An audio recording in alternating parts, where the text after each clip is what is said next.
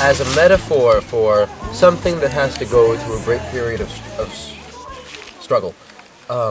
When we were on the hike on Monday, we talked about how olives take a tremendous amount of work to process and turn into olive oil, and that if you pick it right off the tree, it is extremely bitter, and most people wouldn't want to eat it.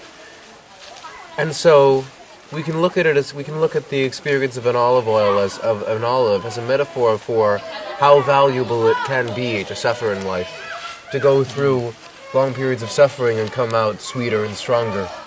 That we have the power to look back on our past and say, that was beautiful, that was wonderful.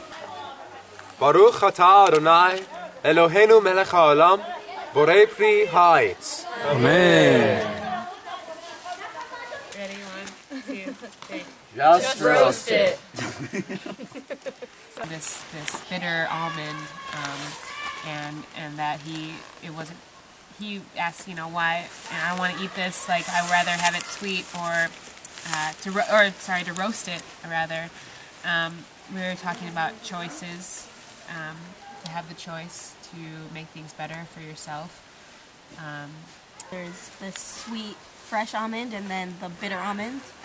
And it's all about perspective. You can dwell on that you have this bitter almond, or you can be creative and open to improvising. And so that's why we came up with just roast it. If you just roast it, then it'll be sweet again. Just improvise a little bit, be creative. And life gives you don't dwell. When life gives you almonds, you just roast it. and pair it with the date. I think the word avoid. Why do we avoid?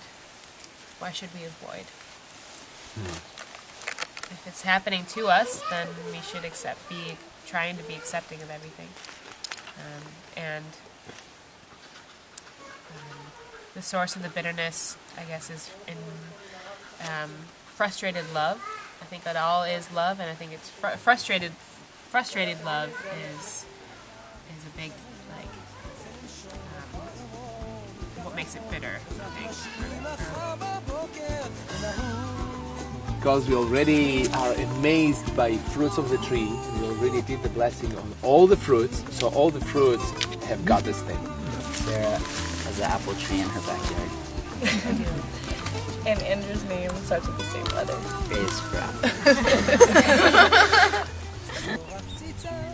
I mean, I just think it's a really beautiful thing to do,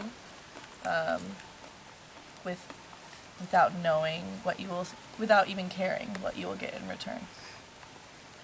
And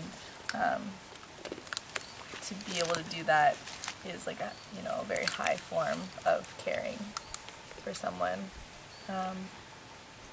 I do really like the idea of unconditional love and really like having faith in something beyond your understanding, and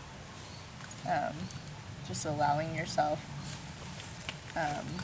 to do something with no expectation of getting anything in return. יעשה לך שמן מהזיתים ותאכל אותה עם איזה פיתה